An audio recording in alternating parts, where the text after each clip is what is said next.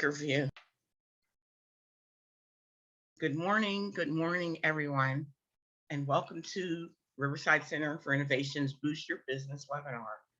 Today, we are going to talk about capability statements and Pitch Perfect, how to pitch your business like a pro. And those of you who don't know me, my name is Judy McNeil. I'm the director of the Diversity Business Resource Center here at Riverside. So hello to some, glad to see you again, and welcome to others. Today, we also have on is Adam Gerard, one of our program specialists at Riverside, and Christina Wilcox from the University of Pittsburgh Small Business Development Center, who will be presenting today. Just to let you know, if you're joining late, that this is being recorded, so you don't have to be on camera. We do encourage you to ask questions, to use the chat. We'll monitor that. Also, we will probably ask you to unmute your mic so you can ask a question if you have one. And this will be available later on our website, for viewing if you feel like you missed something. Also, after the session, you will be emailed the presentation as well. So we're glad to have those of you who are here. And with that, we will get started. Christina? Thank you, Judy. Thank you, Adam, as well. Happy to be here. And welcome, everybody, to Pitch Perfect, How to Pitch Your Business Like a Pro. So I am one of the management consultants at the University of Pittsburgh. I've been there a little over 3 years now, and I work very, very closely with the RCI and the entire DBRC staff, assisting with programs such as this and the BizFit program. I'm sure I've crossed paths with some of you at some point, and if I haven't, I probably will. But you're in great hands here with the DBRC, and so I hope you'll find today's presentation very beneficial. We're going to talk about primarily your capability statement. It's extremely important that you have a capability statement, just as it is to have a business plan. And so we just want to provide some details just on, how do you put a capability statement together? What are the components, and what would you typically use a capability statement for? If at any time there's any questions, there is the chat feature, but also, as I think Judy mentioned, you can raise your hand or unmute, ask any questions along the way. Looks to be a really small class, so we'll keep it a little bit informal. But again, my name is Christina Wilcox, and I'll be your presenter today. And before we get started, I just wanted to share a little bit of information, as we do refer a lot of clients over to the DBRC, and they as well refer to us. And I just wanted to just give you an awareness of what the Small Business Development Center is. We are one of 16 centers across Pennsylvania, and this map here just kind of shows you the areas that we service. So all across the state, we do have a website if you're ever interested. So if you wanted to work with the DBRC and us at the same time, and I'll have some information at the end for how to sign up. This is our team. Just wanted to show this very quickly. Our Director Ray, Assistant Director Michael Houlihan, some other members of our team. This is the rest of the consulting staff here. And we all, I would say all, if not most of us, have at some point interacted with the DBRC and RCI staff. They're an excellent resource partner. And so everybody here at some point has probably, you may or may not talk to as well.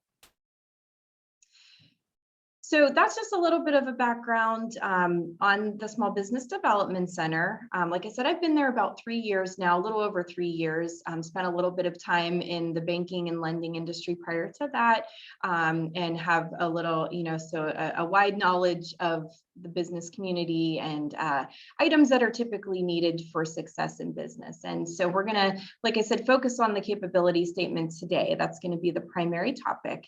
So we'll just go right ahead and jump in. What is the purpose of a capability statement? So a capability statement is going to be used for multiple different reasons.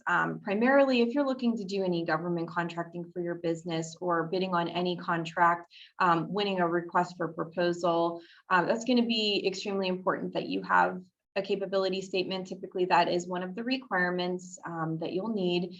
And you want to make sure that it conveys information that's going to be most important to the particular decision maker. So think about who you're presenting the capability statement to, and why you're presenting it. And you want to make sure that it's definitely the information is clear.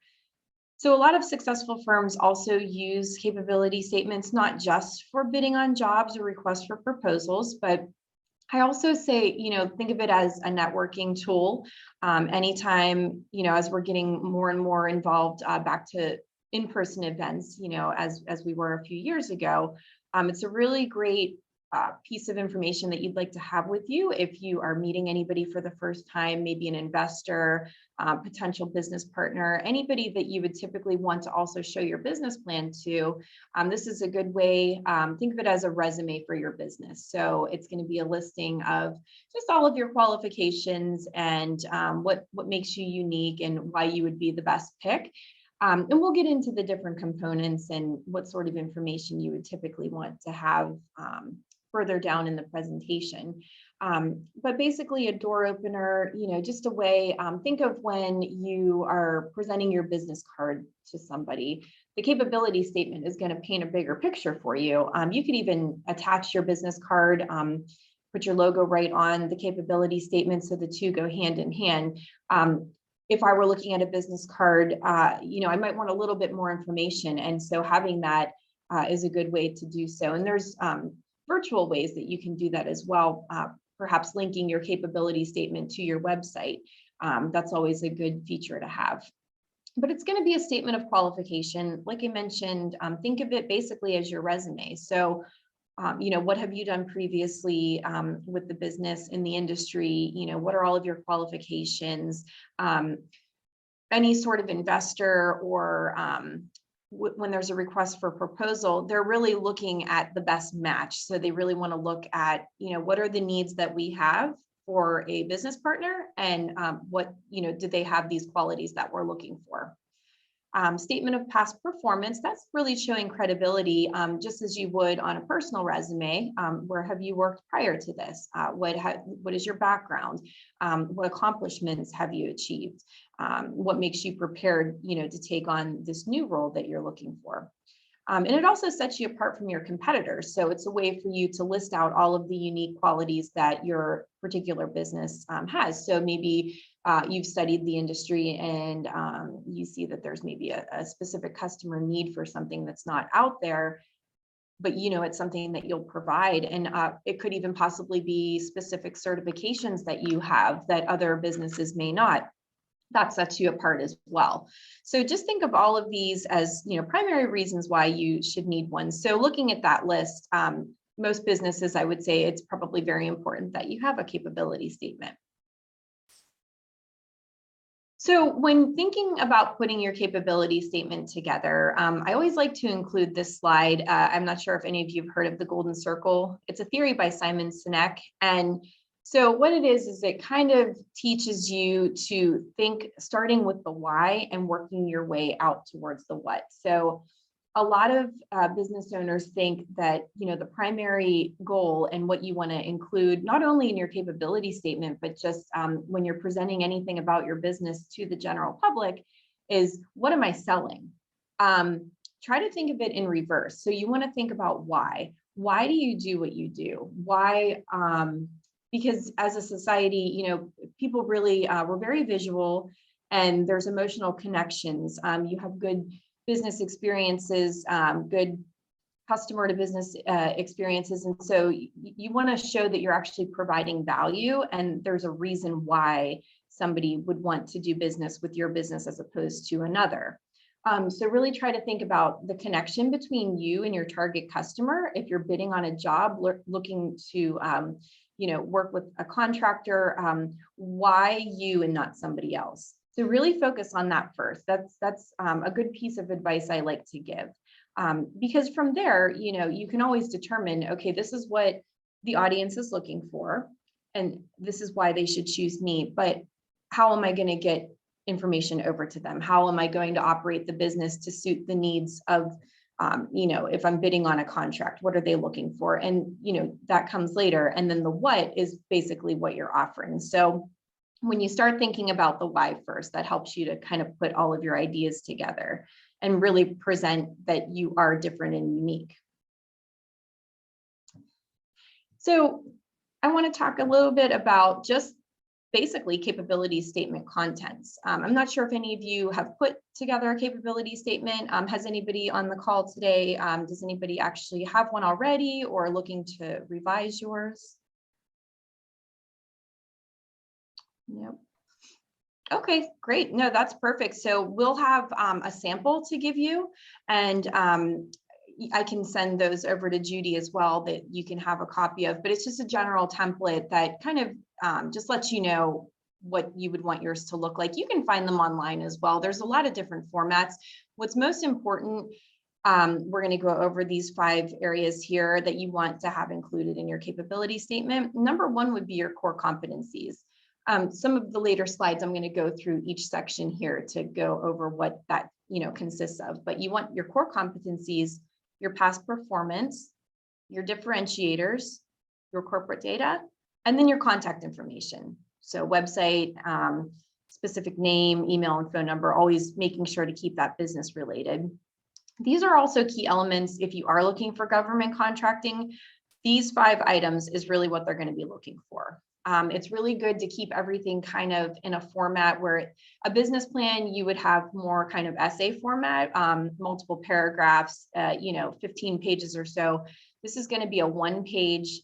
Sometimes it's okay to go to the 2nd page if it's relevant, but you want to kind of separate it in different sections, and under each section have just key bullet points. So instead of full sentences, but I'll show you a format for that, for how you'll want to do that. But this is, like I said, these are the top areas that you want to focus on. So you really want it to be brief, to the point. Again, similar to a business plan, it's something that's important. It's going to grow with your business. However, it's not going to be that full typed out, with the mission statement, all of the other components, market research, all of that. So this is going to be just very brief, to the point.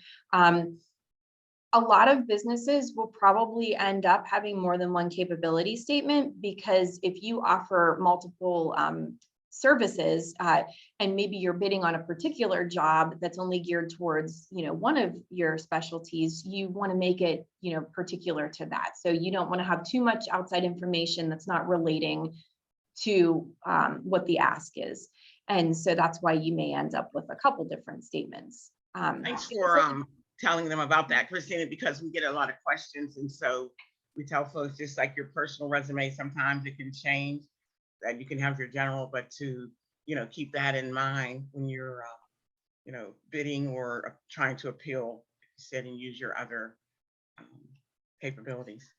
Definitely. So I think it's a good idea, because I have some clients that they get worried about that, because they think, well, when I get all my information down, it ends up being 3 pages long, especially if they've been in business for a few years, and they think, well, how do I get this all on 1 page, or maybe the 2nd page? And so I think it's good to have just a general capability statement, and then from there have a couple of different ones. So let's say, for example, you're like a landscaping company, and you offer a lot of different types of services with that, but maybe the particular job you're bidding on is only doing, let's say you're assisting with retaining walls, or planting new grass, or whatever the specific ask or is. Snow plowing in the wintertime. Right. Yeah. Yeah. So that's where you may end up with more than one. And so that's how you can kind of consolidate. But we'll get through all of the different sections here soon. But just keep in mind, it is a living document. So based on how your business changes, you want to keep that updated. You want to make sure that your businesses that you're looking to work with, make sure that you're speaking directly to what they're looking for. It's also important that you have it visually interesting. I always advise, if you're going to physically hand this to somebody on paper, it's always a good idea to invest in like a high quality, thicker kind of paper. Looks a lot more professional, less likely to wrinkle, just things like that are important. And then also just having your logo on there, having you want to compare the background of the page to the font color that you're using, because sometimes items can be difficult to see. Like if you have a light colored background and then light colored font, that could be a little bit tough to see and it's not as eye catching. So if you have specific colors as well in your logo, you may want to match that to your statement. And then I always recommend, creating them in Word. That's the easiest way that you can make changes to it. So if you have new past performances to add, new certifications, if your business location may be changed and you have an update there. But I would recommend when you send it over, you could easily, you always want to send it as a PDF, but a Word document is very easily converted to a PDF. And then you can keep your copy, electronically so you can make your updates. But digging in a little bit deeper with the 5 key elements we talked about. So the first one was core competencies. So I recommend having just 1 or 2 just brief, short introduction statements, just relating to what your core competencies are. Basically, it doesn't necessarily have to be your actual mission statement, but kind of like your business philosophy, what's important to you, what are your specific needs, and using keywords. So you don't want to put everything that you're able to do, but just the core items that make your business what it is. And then, again, specifically relating it to who you're presenting it to. So you have 1 or 2 sentences and then, several bullet points from there. Past performance, this is going to be where you're going to list any past customers your firm has done similar work for. Again, keep it related to who you're presenting to. This is a tough part here. This is usually the biggest struggle when I work with clients that they're a brand new startup because they don't have a lot of past performance yet. So this is an area that will grow with your business. You'll have more and more to add to this. Until you have some solid past performance that you can list here, you can always kind of put, what you've done to prepare, basically, if you've been involved in the industry, if you've taken any courses, to help prepare you for this. And then, this list will grow, as I mentioned, as you accomplish more and more jobs. Differentiators, this is really just going to be what sets you apart. So you think you're bidding on a job, well, a lot of other businesses are as well. So there's a lot of competition. It's a good idea to have to really have knowledge of who your competition is, just so that way you're aware, what are they doing? What are you doing better, differently? Why should somebody choose you over the competition? So it's really important to really point that out. And again, all of these sections, just key bullet points, does not have to be full paragraphs explaining everything, but just basically what makes you better. And then the company data, it's really important to have that because especially depending on the job that you're looking to achieve or any investment that you're looking to have, you really want to list everything that you've worked towards. And so a lot of these codes here, especially for government contracting, they want to see all of this. Your NAICS code, you might have more than one NAICS code depending on your business and how many different industries you're reaching, different products and services that you have. And it's also important to put, if you accept credit and purchase cards, also put your company website on there. And this is where I think it's important to do both. So you could put your company website here, they can click on it if it's electronically sent, or they can, when they get home, if you physically give them your statement, and then they can look that up. But then on your website as well, you can also have a link to your capability statement. So that gives a little bit more information there. But my only recommendation here would be if you don't have these certifications yet, don't put them on there, because you don't want to give a false impression of what your business can or can't do, or what you are or are not qualified for. So even if you're working towards getting some of these, any of these codes, and you don't have them yet, wait until you have everything officially back. That's great advice, Christina, because sometimes I've noticed people put pending, but we tell them just wait until you actually have it. Yeah, it's always better to wait. And then the last major section, that's just basically your contact information. And surprisingly, I've reviewed different capability statements. Sometimes they forget to put that on there. And you really want to make sure that's there because somebody's reviewing your statement. This is going to be, the primary way that they reach out to you to possibly, offer you the job. So you really want to make sure and keep it up to date. You want to make sure that you don't have an old phone number on there, an old company email. Make sure your business address is up to date. If you're a home-based business, I would recommend not putting your personal information on here, just to leave the address blank possibly, maybe unless you have a PO box, but you probably don't want your home address. And the name, that would just be anybody, yourself or anybody associated with the business that they could reach out to. And email as well, just make sure that you have a separate business email so that things aren't getting mixed up with your personal.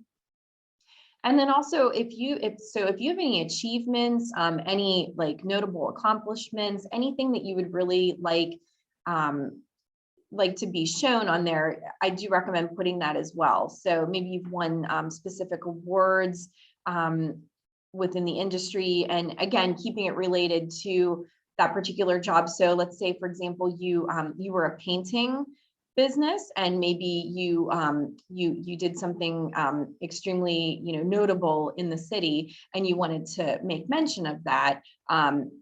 You could put that on there. But if you're a general contractor and you're bidding on a job that is not relating to just painting, that might not be something that you want to put on that statement. But again, just make sure it's always updated. You don't want to have old contact information on there. And then just some helpful hints here. So a capability statement, it really should have your logo on there. Any other branding elements, this is just for recognition purposes. Like I mentioned early on, you just want to have key bullet points, short sentences for each section. I'm going to show you an example here coming up soon. It's good to have your overall general capability statement and then creating a new one, for a specific opportunity, just making sure that only the needed information, only what's specific there is listed. And again, it's really important that you try to keep it on one page, on one side as well. And 2 pages is okay, but I would say kind of gauge it at is the information that you're adding onto that second page truly relevant? Because if it is, you don't want to leave that out, because maybe you've been in business for a very long time and you truly do have a lot to put down. So you don't want to leave anything important out, but you don't want to add too much information either. So think of it as, this is the resume. This just gives just enough information for another business to see. Do you meet the qualifications? Do you have what we're looking for? This is a way to get more time to sit down and actually, like as you would for a personal interview.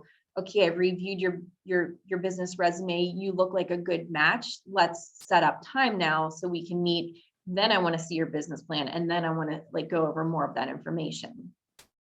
And Christina, it's great about the branding because, a lot of people don't think about that, but we do have capability statements. So the coloring and, fonts and graphics maybe on a capability statement also go along with your colors of your business or your shirt or whatever.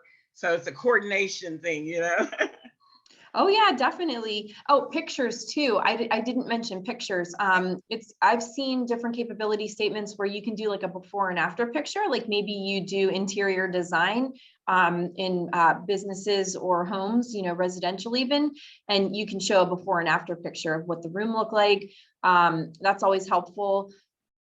You don't want to overcrowd the page so that it's so busy that it's hard to, kind of concentrate on what you're looking at, but at the same time, you don't want too much open space, just blank space either. So anything you can put on there. I always recommend put your logo at the top, that catches their eye. List all your key 5 sections, in the middle, contact information at the bottom. Play around, like Judy said, with the coloring, keep everything visually, nice to look at. And yeah, pictures are definitely great. So I wanted to talk a little bit about elevator pitch because this does directly relate to capability statements. So a lot of times if you are at an event or somewhere where you're attending and there's going to be other competition there in your industry and you've got your capability statement, you might just have a brief opportunity that you have to actually talk about your business and kind of basically give a pitch for who you are before you hand over your capability statement. And it's called an elevator pitch because you want to think of it as just how much time you have to just ride up a floor in an elevator, just a quick 30 to 60 seconds. I recommend rehearsing this before you go anywhere. Let's say you're looking to gain an investment for your business and you have to be a part of a panel to where you're presenting your business and all of your information. You want to give just enough information that you can explain who you are, who your target market is, who your competition is, what basically the components of the capability statement, but then you're actually saying it out loud. But you really want to make sure it's between 30 and 60 seconds. And it's a good idea, rehearse at home, rehearse in the mirror, time yourself, and you want to you want to sound natural with it. You don't want it to sound like you're reading off of a script or anything like that. And it's tough whenever you're if you're not in person and you're doing this virtually, because you might be more inclined to have something that you're reading. But it's really good to just, everybody knows who their business, you know your own business, and so you want to be able to present that to whoever your audience is, and then from that point hand them your capability statement. Hey, I have a challenge. Is there anyone on right now who would be willing to give us their elevator pitch? And don't forget, you're going to be recorded and it will be on our website. But anyone willing to give it a try or have an elevator pitch they'd like to share? We'd love to hear it. No takers? Okay, we'll let you slide then. I just thought I'd ask. Thank you. Well, feel free, anybody here, that if you do develop an elevator pitch and you would like it reviewed, you can reach out and we'd be happy to do that. But I did include just a template here. I thought it would be helpful to anybody, maybe if you haven't put an elevator pitch together. Although it's written out here as a template, this is just examples. You definitely don't want to be reading it. You just, you want to introduce who you are, the name of your company, what products and services you offer, who your target market is, and what value you're bringing, basically. So that's that why. So why me as opposed to somebody else? And it's extremely important to really define your target market because, there's a lot of other competition out there. And so you want to make sure that you know exactly who your prime customer is going to be. Sometimes, I've heard business owners say before, well, everybody's my target market because I reach out to a lot of different customers. And that is true. But your target market is going to be that primary customer where the majority of your sales and your marketing efforts are geared towards. It might be a specific age group. It might be a specific location. It could be a specific income level. There's a lot of different demographics to consider there. But it's important that you yourself can clearly define who your target market is. That way, when you're presenting your business and you are bidding on a job, there's a request for proposal, you can clearly explain that this is my target market. There is an actual need for my product or service. The reason you should pick my business as opposed to somebody else's is, so unlike the competition, this is what we do differently. And my strongest advice here as well, in addition to, just being confident with it and just really knowing what it is you're looking to do, just have a call to action. So that's where, you don't just want to give your presentation and then end at that. Like you want there to be some sort of a next step. So whether that be to tell them, please feel free to visit my website and see the different incentives available there, or please reach out and call me. My contact information is on my capability statement, just something to create a next step there. So that's always important to do. And this here, this is just an example. This is a sample capability statement. And this is going to cover all of those key areas that we talked about. So as you can see here, the open space here, this would be a really good area to put a couple of pictures, whether it's a picture of your business, a before and after picture, anything that would be relevant here. But you'd want to put your logo somewhere on there. I think it's always a good idea to just have it at the top. And then, like I said, here, list out, you've got your core competencies. And I apologize, it's a little bit hard to read the print digitally like this, but like I said, I do have some paper copies or electronic copies I can send over if needed. But this is just going to tell you, a couple of brief sentences, what you want to have in this section, and then listing out all of those key points here. And then same with the differentiators, okay, and past performance, company data. And then down at the bottom here, that's always a good area that you can put your address, phone number, cell number, email, website, or any other contact information that you would want to have on your statement. So did anybody have any questions from what we've covered so far? Any previous slides I could go back to? Anyone willing to take a stab at a elevator pitch now that you saw all the components? It's a small class, so you don't have too much of an audience for stage fright. No? Okay. Okay. Well, so also on here, this is where you can get a little bit unique with the coloring. It doesn't have to be just like the plain solid background. I would keep your background somewhat neutral. You don't want to have too busy of a background that it takes from the information on the actual page itself. But right here where the different sections, they have the bar that's blue, if your colors are green and yellow, or whatever your business colors are to match your logo, you can change, because if you do this in a Word document, you have the ability to make those changes. And then again, just be careful of the color font that you're using. If you're going to have somewhat of a darker background, make sure that the font sticks out and you can actually read it. I'll always have somebody review your capability statement. That is something, in addition to reviewing business plans, we at the Pitt SBDC, we will also review capability statements. We can't write them for a business, but we can review everything, give any tips or recommendations, kind of let you know if there's anything missing here that you may want to add, and just make sure that it's really professional and ready to go for whenever you're ready to take it wherever you're presenting it. Also, Autumn on our staff, she, has worked with, people in the past in our businesses. And if also she's another set of eyes for proofreading, and reviewing, along with Christina and her staff at Pitt. Yeah, definitely. As many people as you can get. Rehearse the elevator pitch as many times as you can. Have as many people as you can review this, because a lot of times, like what we have in our own minds and then what we put down on paper, sometimes it's not understood the same way. So it's, even capability statement or a business plan, either one, you want to make sure you understand the information that you've put down, but is somebody else going to understand it? Maybe somebody else might have a question about something you have listed on here. They might be unsure of what something means, or something may not be very clear, and it's clear to you because it's your statement and you know what you're referring to, but it's always good to get that outside opinion for sure. But so that's just an example there. So I wanted to include this slide because the NAICS code is extremely important to have on your capability statement. That's the North American Industry Classification System, and every business has one, if not several.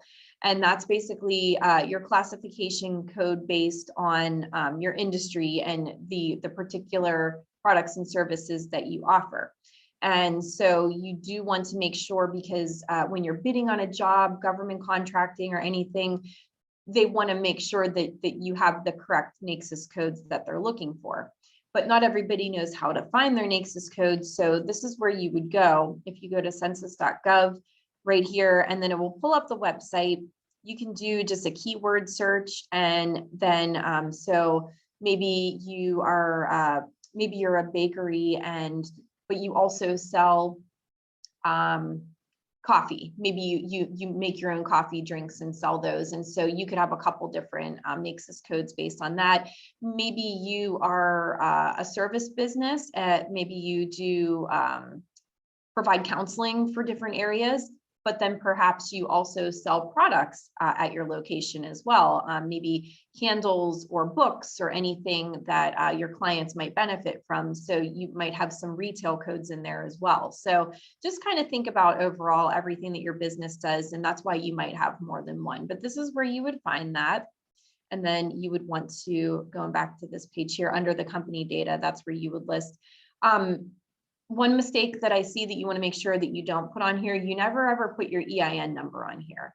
That is not for your capability statement. So that is not needed. Next page here, I always like to recommend anybody that I'm working with, if you don't have a Carnegie Library card or any sort of library card, I recommend getting one because it's no cost to be a library member to get a card, and there's so much research there.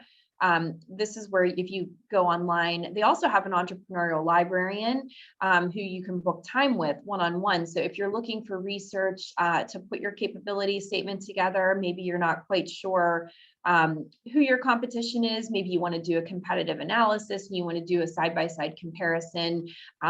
Maybe you want to do some market research because you just, you're not sure, is this the right time for me to start this business or to bid on this particular job? And I really want to know what's going on in the overall industry right now.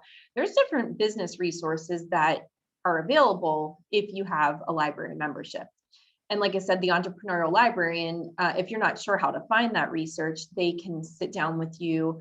I don't know if they're doing both in-person or virtual appointments right now. I know for the last couple of years they were doing virtual, but you could go in person before as well. I would reach out to them in advance to see, but they can kind of show you where to find that information. We can help you with that as well through the Pitt SBDC, but I always like to let everybody know just there's other resources out there that are at no cost that can really help you get your information together. And yes, we encourage everyone, Carnegie Library of Pittsburgh is one of our presenters in our RCI BizFit program, along with the librarian from Pitt Hillman Library as well, who are great resources for information, that can go on your capability statement as well and for assistance. Yeah, absolutely. They both do. Pitt Hillman and Carnegie, if you're looking to work one-on-one with an entrepreneurial librarian, they do both, and they're both excellent. And we can get you the contact for signing up, if you wanted to meet with them one-on-one. But yeah, absolutely a good place. A lot of the research you can do on your own too, but not everybody knows, where to find some of it. So it's good to have somebody that you can kind of reach out to. And a free service, as we say. Yeah, that's the best part. So another really good resource as you're doing your research and putting your information together for your capability statement, I recommend visiting the census.gov, the US Census Bureau. This is going to give you a lot of different information just about so if you're trying to define your specific target market and you want to make sure, are there enough people within my target market that I'm gearing my products and services towards that I can reach, if I open this business. So if you're thinking about the why that we talked about, so who's going to benefit from your products or services, what other businesses would benefit from having a contract with you, are there enough of these available in this area right now? And so if you're just looking to do a little bit of research there, that's a good place to find as well. And this is just an example. These are some other research resources, that you can look into. And at the Pitt SBDC, also through both of the libraries, we do, because of the organizations that we belong to, we do have access to a lot of these resources that, we can assist with and help you along the way. Industry profile reporting information. I'm sure some of you have heard of some of the different resources that are out there. That's something that we can walk you through as well. but it's all things to keep in mind. It's going to be a little bit more, especially if you're just starting out. You won't always know exactly, basically, what are your sales going to be, who's going to benefit from your business. And so sometimes it takes some of that research until you've got a couple years in business to see. And preparing in advance helps you, just to make sure that you're on the right track and everything makes sense. So I just wanted to share that as well. But this is our contact information. You're all working with the DBRC. Like I said, they're an excellent resource partner of ours. We refer a lot of clients over to them. They do it to us as well. So, but if you did want to reach out to us separately, this is our contact information. We're happy to help any business owners. We work with new startups, existing businesses, franchises. Maybe you're looking to grow and develop, purchase an additional location, putting a capability statement together, all of the above. And this is just for if you did want some counseling through us as well, and get into a little bit more detail with putting the capability statement together. With it being such a small class today, that went fairly quickly. So we have plenty of time, if anybody has any questions or any slides you'd like me to go back to, I can touch on. Anyone? Everyone's been kind of quiet here and listening and hopefully taking notes. As I said, this presentation will be emailed to you. This is something for those of you who have been working with us, we talk about capability statements all the time. If you are not working directly with us or a member of the Diversity Business Resource Center, we highly encourage you to join. It's free. It's a matter of going to the website, Riverside Center for Innovation.com, and clicking on Join DBRC. That way you'll be in our database. You'll get weekly email blasts of opportunities, trainings. You'll know about upcoming workshops and events like this as well. And you get that interaction and one-on-one assistance with the University of Pittsburgh and quite a few other resource partners, that we work with. So if there are no questions for Christina at all, I have a question. Go ahead, It's kind of off topic, but I wanted to know if, Christina, if you help with the operating agreements for the business plans. So your operating agreement, that's going to be more legal. So that's going to be, are you referring to once you get your EIN, set up your LLC? Yeah, unfortunately, anything legal or tax related, we would not be able to assist with, but we do provide referrals. So if you're looking for, you can do that on your own, get your certificate of organization. I believe you can do it online, but if you need some legal assistance, like I said, we could provide referrals. I think Don't forget, Ms. if you're a Judy, member of the DBRC and BizFit, we have pro bono legal services with Reed Smith, and there's a link on our website for that where you would need to go in and complete the information, and then you'll get someone will reach out and you'll get assigned to one of the attorneys. So okay, thank you. yeah, no problem. Any other questions? No. Okay, we're gonna look for draft capability statements from everyone. We're willing to review, as I said, Autumn from our staff, and Christina, she does one-on-one appointments and she's willing to help. She's in our Riverside Center offices usually on Thursdays, and she can do appointments virtually and in person. And like I said, we want to see, everyone have these because, this is what we use to send out to, our partners, developers, people who are looking to, recruit businesses or have opportunities. So just keep that in mind going forward. And you got to start somewhere, right, Christina? Absolutely. Yep. I think she gave some excellent ideas on, even if you're just getting started, other things that can go on there, to represent you and your business and what you do and what sets you apart. Okay. Thank you. I see we got some comments. So at this point, I think we'll just wrap up. Christina, thank you. As always, we will be back here again at 6 p.m. for others who maybe didn't make it this morning, and for those who registered for the evening class. But once again, please reach out. You have Christina's information. I'm going to send that, email that to you.